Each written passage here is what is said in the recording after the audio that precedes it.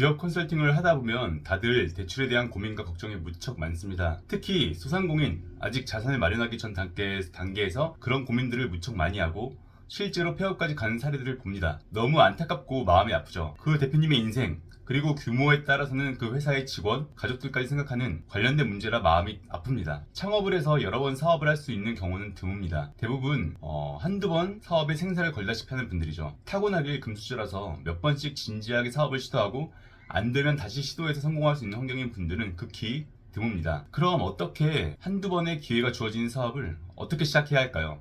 그리고 어떻게 자금 마련 계획을 세워야 가능한 사업 자금 때문에 곤란하지 않게 사업할 수 있을까요? 일단 사업을 하시려면 확실한 계획, 그리고 그로 인해 미래가 예측되는 분들이 사업을 시작해야 합니다. 자금이 투입된다면 확실히 어느 정도의 결과가 보이지 않는 분들은 좀 더 생각해 봐야 합니다. 한마디로 돈을 투자한 만큼 그 이상의 이득이 나오는 길과 미래가 머릿속으로 그려지는 분들이 시작하는 게 안정적입니다. 기본 조건으로 그 길이 머릿속에라도 그려지는 대표님들을 기준으로 말씀드리겠습니다. 제가 기업 컨설팅을 하다 사업 자금이 곤란해지는 가장 많은 경우 4가지를 말씀드리겠습니다.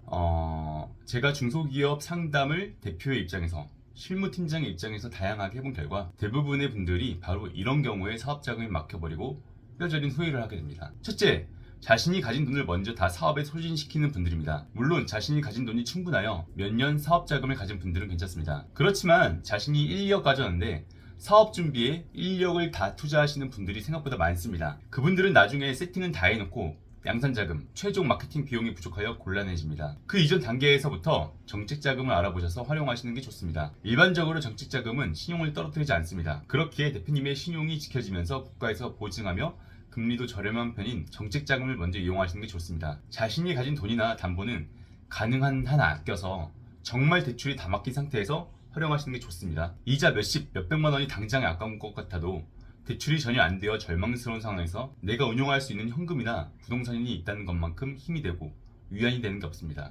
둘째, 현금 서비스, 캐피탈, 제2금융권 대출 등을 급하게 빌리는 대표님들입니다. 사실 웬만한 회사는 사업이 잘 될 때는 대출을 잘 안 하려고 합니다. 이자가 아까워서이죠. 그렇지만 사업에도 흐름이라는 게 있습니다. 계속 상승 곡선을 그리면 좋겠지만 매출이 줄든지 이익이 줄든지 하는 시기가 생깁니다. 그럴 때 중소기업은 위기가 옵니다. 사업이 잘 될 때는 은행에서 돈 싸들고 오지만 안 될 때는 대출해줬던 돈도 가져가려고 합니다. 문제는 그때 미리 확보해둔 자금, 예비비가 없는 업체가 태반입니다. 잘 될 때 미리 예비비를 저축해 두거나 아니면 부동산으로 마련해 두거나, 그럴 만큼 여력이 없다면 괜찮을 때 1금융권과 정책자금으로 예비비를 준비해 두시는 게 좋습니다. 조금이라도 상태가 안 좋아지면 대출문이 막히기 시작하고 그때부터 사업자들의 무덤이 눈에 보이기 시작합니다. 신용이 안 좋고 매출이 안 좋으면 정말 방법이 없거든요. 신용이 망가지는 대출을 가장 마지막에 하셔야 합니다. 그 이전에 신용이 망가지면 될 수 있었던 대출도 다 막힙니다.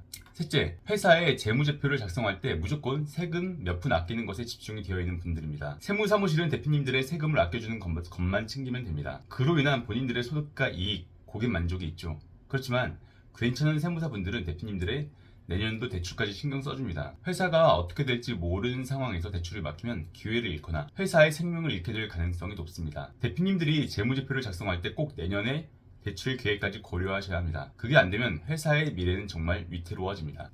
넷째, 담보가 될 수 있는 것보다 회사의 성장이 될 수 있는 부분에 대한 투자만 우선인 분들입니다. 물론 회사가 인력과 기술에 투자해서 드라마틱하게 성장하여 상장 기업이 되고 엑시트를 할 수 있게 되기도 합니다. 그렇지만 그렇게 되는 기업은 극소수입니다. 그보다 훨씬 많은 기업 대표님들이 잘 될 때 돈을 넣은 만큼 돈이 안 나오니까 계속 인력과 기술력에만 투자하는 경우가 있습니다. 그러니까 넣은 만큼 돈이 나오니까요. 그렇지만 어느 순간 시기에 따라 안 될 때가 반드시 옵니다.